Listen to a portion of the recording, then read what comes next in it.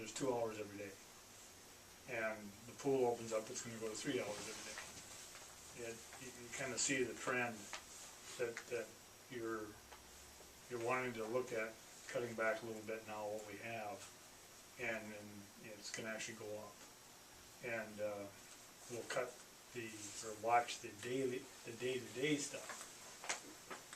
But the grass is gonna grow, and stuff's gonna break down, and potholes are gonna happen, and things are gonna come up with the public that we have to take care of. And I try to make sure the guys don't run into overtime.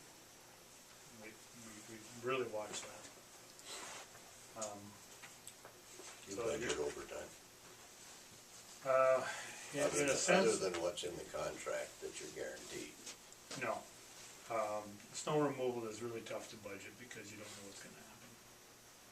Storm-related items, we don't budget for because we don't know what's gonna happen. Sewer break, water break, we don't budget for because again, we don't know when it's gonna happen. So there are things that come up that we don't budget for. But the weekends we have. The weekends are in the contract, yes. Yeah, that's in the contract. But it's gonna, to change, we have to have a system that operates pretty smoothly, and we may need to make changes ultimately to the labor agreements that we have.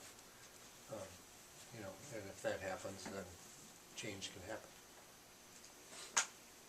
And I'm aware of the technical aspect of some of this stuff too, but at the same time, we can hire 3 part-timers for 1 hour of overtime.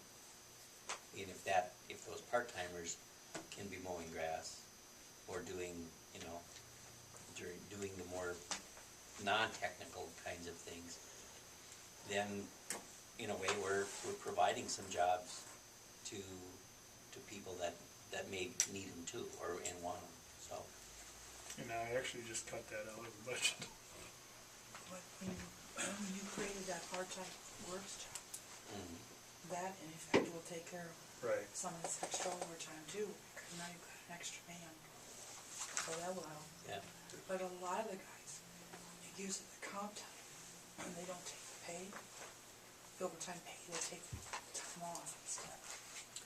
But when they do that, does that create overtime for the people who Well, are left here doing the job? If you look at the majority of the overtime that's taken off, a lot of this we're talking about is me.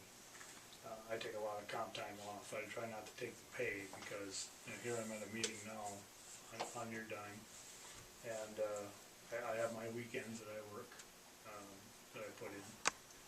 So, when you take your highest priced people and have them work at those hours, yeah, it costs more money. But it doesn't create overtime for the other guys. No, it doesn't create overtime. Not when you're gone, but when some of them are gone, it could. But usually they balance that out. Yeah, we try to balance it pretty close. We watch, when you go down to the tour tonight, you'll see we have a calendar right on the wall of the door. And you don't get a day off unless you have written on the calendar ahead of time.